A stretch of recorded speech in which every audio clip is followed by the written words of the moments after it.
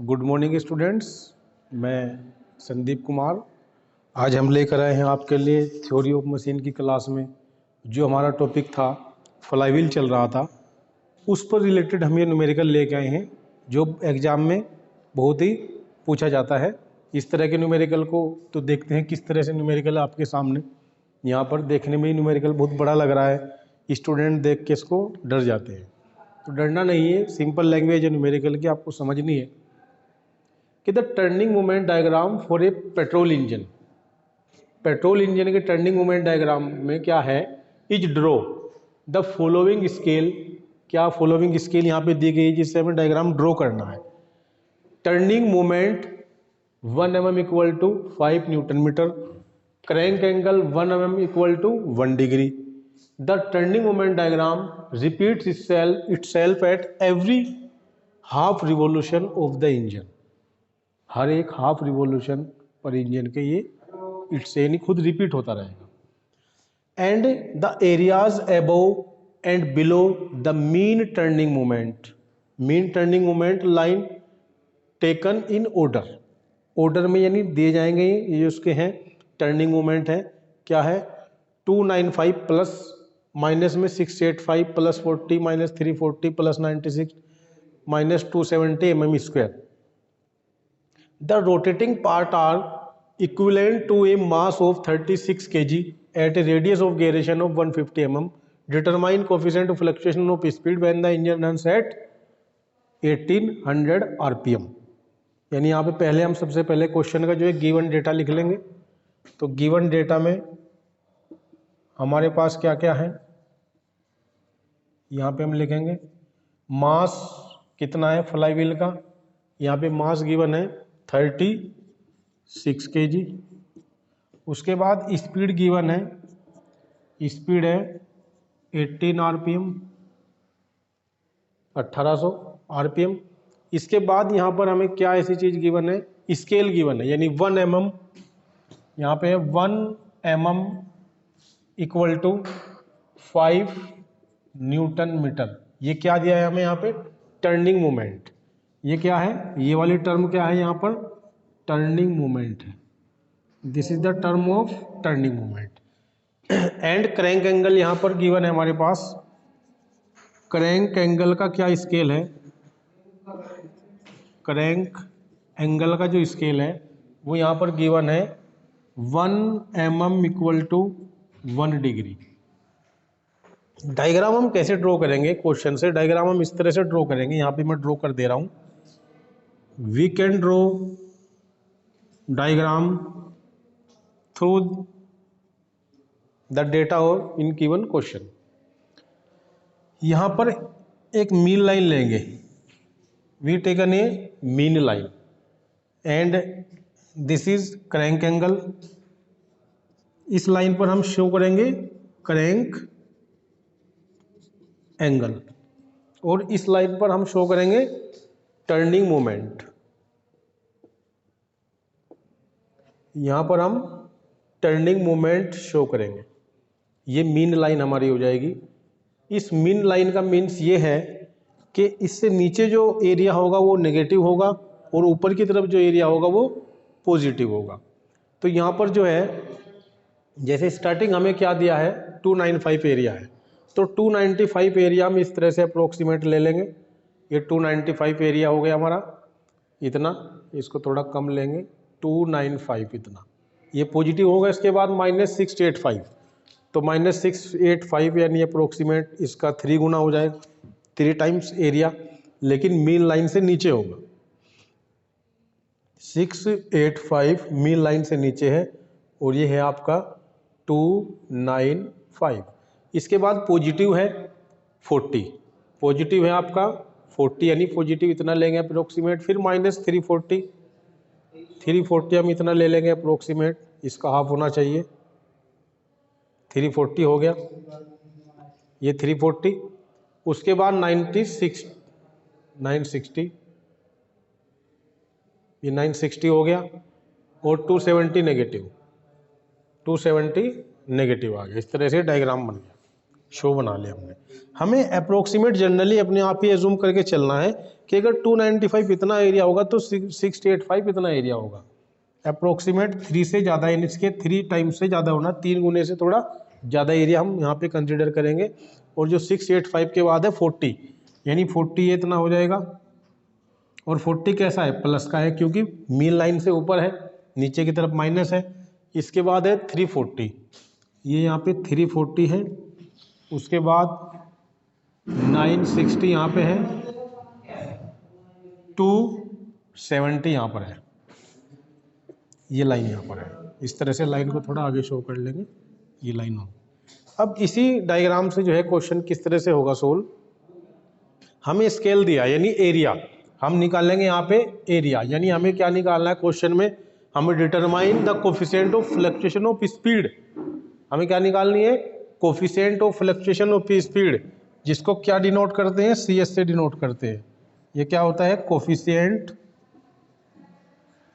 Of fluctuation of speed होता है C S. इसकी वैल्यू हमें फाइंड आउट करनी है यहाँ पर। तो इसके लिए हमारे पास एक फॉर्मूला होता है फ्लाईव्हील का, एनर्जी स्टोर्ड का, डेल ई इक्वल टू, यानी जितना एरिया, एनर्जी जितनी होगी अंदर कंसिडर, वो क्या हो जाएगी, 2ECS। ये एक फॉर्मूला होता है हमारा, del E equal to 2ECS। इस फॉर्मूले से हम इसको यूज करेंगे, जो मैंने ड्राइव कराया था लास्ट लेक्चर में। अगर लास्ट लेक्चर आपने नहीं देखा तो उसको देख लेना।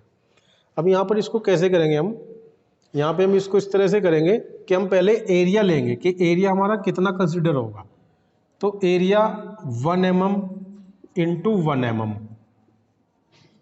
तो यानी ये क्या हो जाएगा, 1 mm square, 1 mm square. But 1 mm ये हमने किसके रेस्पेक्ट में लिया है, ये हम लेंगे टर्निंग मोमेंट के रेस्पेक्ट में। और ये किसके रेस्पेक्ट में लेंगे हम, क्रैंक एंगल के रेस्पेक्ट में। ठीक है, यहाँ पे इसको लिखेंगे क्रैंक एंगल, क्रैंक एंगल जो होगा। तो टर्निंग मोमेंट कितना है यहाँ पे, 1 mm इक्वल टू 5, और क्रैंक एंगल कितना है, 1 mm इक्वल टू 1 डिग्री। ये यहाँ पे गिवन है, यहाँ पे कितना है, 1 mm इक्वल टू 1 डिग्री। तो 1 डिग्री यहाँ पर लेंगे, तो यानी 1 mm की वैल्यू 5, 1 mm की वैल्यू 1 डिग्री। ठीक है, और ये कितना हो जाएगा, 1 mm स्क्वायर, 1 mm स्क्वायर पहले ही है साथ में दोनों के। अब यहाँ पे डिग्री को हम किस में कन्वर्ट कर लेंगे, रेडियन में। रेडियन में हम लेके चलेंगे π/360, यानी यहाँ पे रेडियन में चल रहा है पूरा। ये कितने रिवोल्यूशन है इसके टोटल, कितने रिवोल्यूशन तक चला है, हाफ रिवोल्यूशन, यानी क्रैंक रिवोल्यूशन जो है जितना भी होगा वो चलेगा। ठीक है, अब 360 और 5 इसको रेस्पेक्ट में कन्वर्ट कर लेंगे हम, 1 mm स्क्वायर कितना है, 5 से मल्टीप्लाई करेंगे तो 5 की टर्म में जितना भी आएगा, इसको अप्रोक्सीमेट हम लिख लेंगे π/36, π/अप्रोक्सीमेट 36 आना चाहिए। ठीक है, 180 लिखेंगे, ओ सॉरी यहाँ पे मैंने क्या लिखा, 180, पाई की वैल्यू क्या रखते हैं, 180, तभी रेडियन में से होगा। ये भी ध्यान रखा करो, बता दिया करो मुझे। तो यहाँ पर कितना आ जाएगा, 1 mm इक्वल टू, हमें समझना यही है बस इसमें, और कुछ नहीं समझना, π/360। ये जो डेटा है ये हमें रखना है याद, इसी की वैल्यू हम आगे रखेंगे एरिया को जब हम फाइंड आउट करेंगे। 1 mm equal to 360, 1 mm square equal to कितना आ गया, 360। अब हम लेट, अब एज्यूम करेंगे हम, एज्यूम क्या करेंगे हम, यहाँ पर एज्यूम करेंगे कि ये पॉइंट हमने ले लिए A, B, C, D, E, F, G, यानी है जब हमारा फ्लाईव्हील जो है E पॉइंट पर होगा, जब फ्लाईव्हील E पॉइंट पर होगा तो एनर्जी कितनी होगी, स्टार्ट हुआ जब 0 हमने जूम कर ली, फिर फ्लाईव्हील घूमना स्टार्ट किया, B पॉइंट पर आ कितनी एनर्जी स्टोर्ड है इसके अंदर, 295, फिर आगे की तरफ आ C पर इतनी, फिर यहाँ पर आया कितनी होगी, इतनी, D पर कितनी आई, इतनी, इधर देखो ध्यान से, D पर कितनी आई, 340, D और F के बीच में कितनी, 960, F और G के बीच में 270। तो ये सब एनर्जी जो है हमने पॉइंट पे एज्यूम कर ली है तो हम कर लेंगे let total energy of A equal to E. A point पर हमने टोटल एनर्जी कितनी एज्यूम कर ली है, ई। यहाँ पर फिर हम डेटा ऊपर लिखेंगे। मैं जो न्यूमेरिकल हमने लिखा हुआ है डेटा हमने सब नोट कर लिया, इसको मैं रफ कर दे रहा हूँ।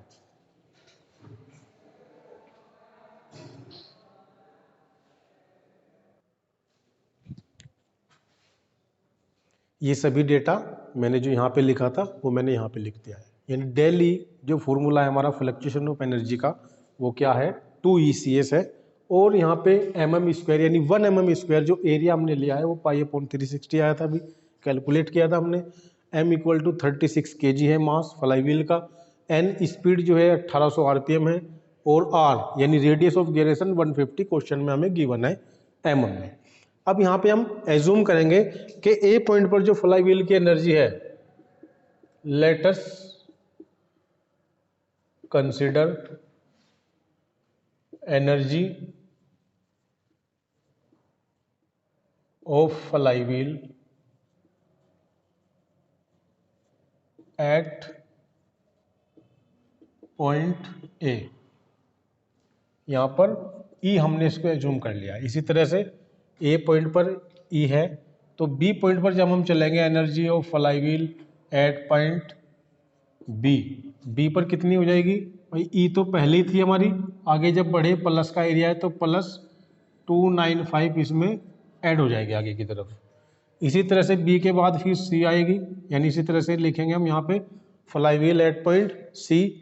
सी पर कितनी हो जाएगी, पहले से थी हमारी 295, इसके बाद यहाँ ऐड क्या होनी है, बी और सी के बीच में कितनी एनर्जी हुई है, माइनस हुई है यानी गई है। तो यहाँ पे माइनस कितनी 685। तो यहाँ पर जो बचेगी कितनी बचेगी, इसको माइनस कर लेंगे हम 685 से 295, कितना रहेगा माइनस करके 0, 9 और 5 से 2 हो गया 3, 390 करेक्ट है। ठीक है, ये देखना है हमें, ये मुझे देख के बताते रहना। 396 ठीक है। इस तरफ सी की वैल्यू सी बराबर यानी ई प्लस में है, ये ई प्लस में, ठीक है, सी पॉइंट पर। इसी तरह से अब डी पॉइंट पर कितनी होगी, ई प्लस जो है 390 और सी और ई, यानी हमें क्या बताना, सी पर हमने निकाल ली, ई पर बतानी है। सॉरी, यहाँ पे जो है डी पॉइंट आएगा, यहाँ पे डी आएगा, यहाँ पर ई आएगा, यहाँ एफ आएगा। ठीक है, अब डी पर निकालेंगे। यहाँ पर कितनी डी पर ऐड होगी 40 ऐड होने के बाद कितनी आ जाएगी, E plus 430, E plus 430। D के बाद जो है ई पर कितनी होगी, अब ये ई पहले ही यहाँ पे हमने पॉइंट ले रखा है और ई यहाँ पे भी, ये कन्फ्यूज नहीं होना है। हम यहाँ पे ई डैश कर लेंगे इसको, इस पॉइंट को ई डैश एज्यूम करेंगे। तो ई पर जो है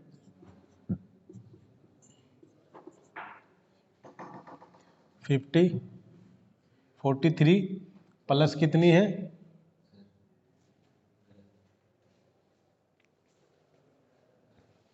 यहाँ पर देखेंगे हम इसको भी। ठीक है, यहाँ पर ई प्लस आ जाएगा ये, लेकिन यहाँ पर जो है जब हमने एनर्जी, मैं एक बार दोबारा से आपको रिपीट कर दे रहा हूँ, ए पर एनर्जी हमने ई एज्यूम की, बी पर एनर्जी जो है ई पहले से थी और 295 हमारे पास प्लस में थी तो प्लस हो जाएगी। और जब सी पर चलेंगे तो 295 ई प्लस पहले से है वो -685 आएगी।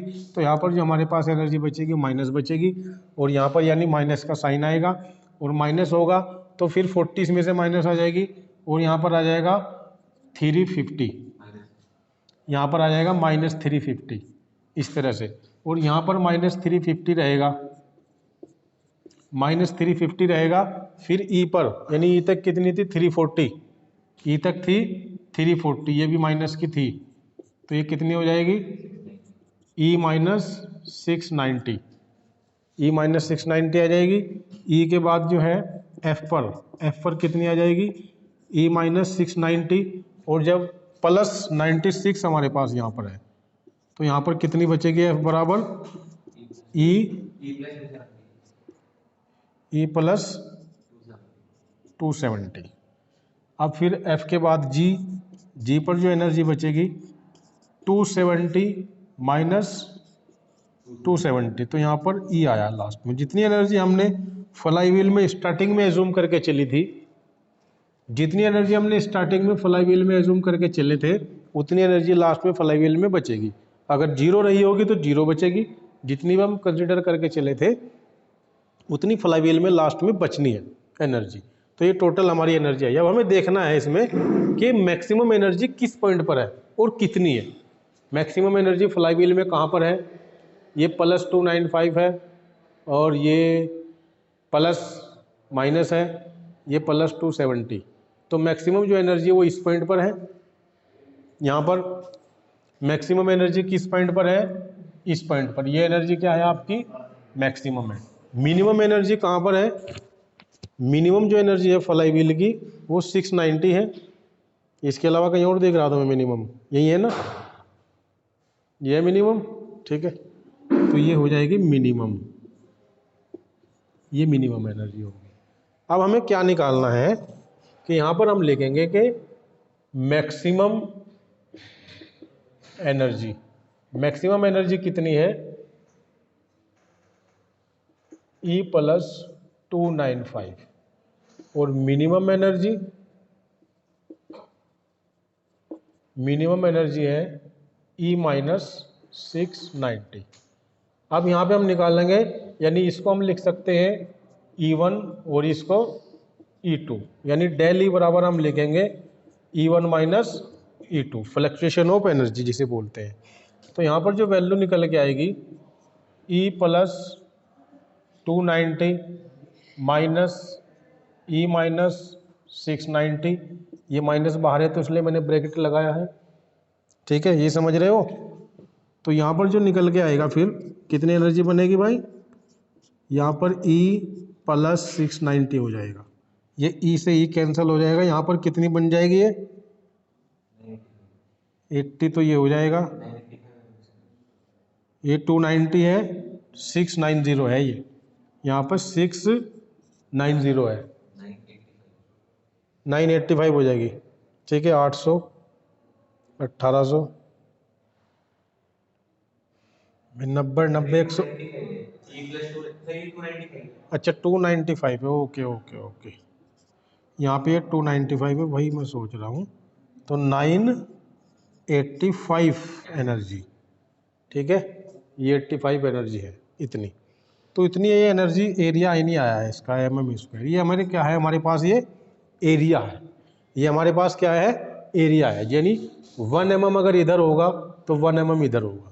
तो टोटल जो ये एरिया पूरा हमने निकाला है फ्लाईव्हील का, कंसिडर करके प्लस माइनस करा है हमने, फ्लाईव्हील की एनर्जी को जोड़ा घटाया है, तो ये टोटल जो निकली है वो एरिया के फॉर्म में निकली है। 985 mm² area, fluctuation of energy. कितना एरिया कवर किया है फ्लक्चुएशन ऑफ एनर्जी ने, 985 mm²। अब इसको हम जो हमने सबसे पहले लिखा था कि 1 mm² हमारा कितना था, 5 और 360 था, π/360। तो ये किसके इक्वल आ जाएगा, इसको हम फिर अब क्या करेंगे, 985 बराबर कितना हो जाएगा, 1 mm = इतना है, तो 985 के लिए क्या करेंगे, π/360 से इसको मल्टीप्लाई करेंगे डेल्टा E के, यहाँ से। अब यहाँ पे इसकी वैल्यू निकालेंगे कैलकुलेटर से, कितनी वैल्यू आएगी ये देखकर मुझे बताओ। 86 आ गई है टोटल कन्वर्ट करने के बाद कैलकुलेटर से, ठीक है। तो ये डेल्टा E आ गई, 86 जूल में आ जाएगी। अब हम अपने वाले इस फॉर्मूले में जाएंगे। अब हम अपने इस फॉर्मूले में जाएंगे। यहाँ फॉर्मूले में क्या है, डेल्टा E = 2ECS है, डेल्टा E = 2ECS। अब E सभी जानते हैं, फ्लाईव्हील की एनर्जी का जो फॉर्मूला है वो क्या है, वो क्या होता है, 1/2 I⍵², 1/2 I⍵² होता है फॉर्मूला। अब यहाँ पे 2 से 2 कैंसिल हो जाएगा, 2 से 2 कैंसिल हो जाएगा, और जो है यहाँ पर लिख दे रहा मैं इधर, I की वैल्यू क्या होती है, m² और ω²CS। ये फॉर्मूला हमारा बन गया।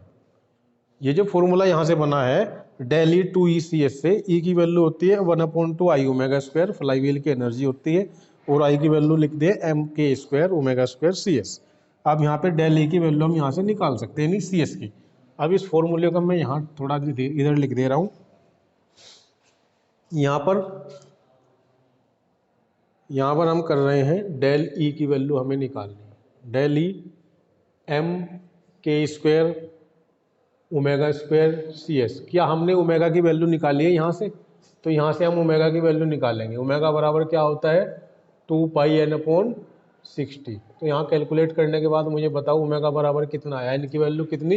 1800 रखने के बाद ये आ जाएगी आपकी 3618 और 3 दूनी 6 पाई के आसपास आएगा। कितना?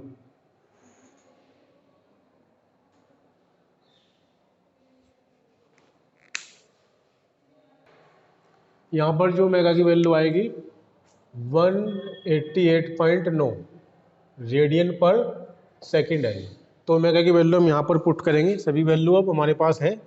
डेल ई की वैल्यू हमने निकाल चुके हैं 86। एम की वैल्यू हमारे पास 36 है। के की वैल्यू हमारे पास रेडियस ऑफ गिरेशन 150, इसका स्क्वायर करेंगे।